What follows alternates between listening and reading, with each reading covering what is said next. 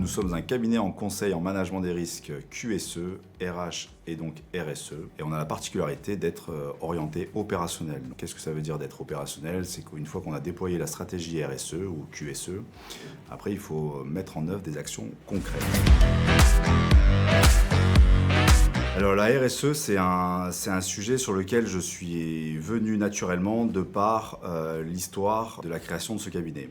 Moi, je suis un ancien sportif de haut niveau, j'ai été victime d'accidents du travail et forcément, j'ai accompagné des certains nombres d'entreprises sur les sujets prévention des risques professionnels. Quand on parle de prévention des risques professionnels, on parle de prévention des risques humains.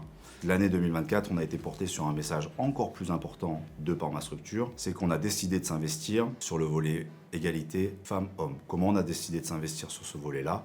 On a tout simplement racheté un club de handball professionnel à Paris. Au moins, on va pouvoir montrer à nos clients que nous aussi, on est engagés en RSE.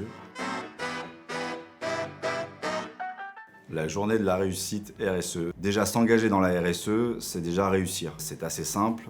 Il faut désacraliser l'engagement en RSE. Toute entreprise est capable de s'engager en RSE.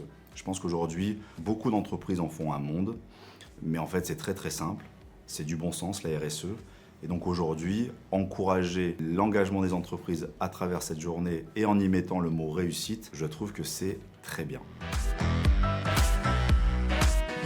Si j'ai un message à transmettre aux entreprises, c'est que mettre en place une démarche RSE, c'est simple et tout le monde peut le faire. Il faut juste savoir ce qui nous plaît, ce qui est l'âme de notre entreprise, et ensuite être capable de mettre en avant et en lumière toutes les bonnes actions qu'on fait au quotidien.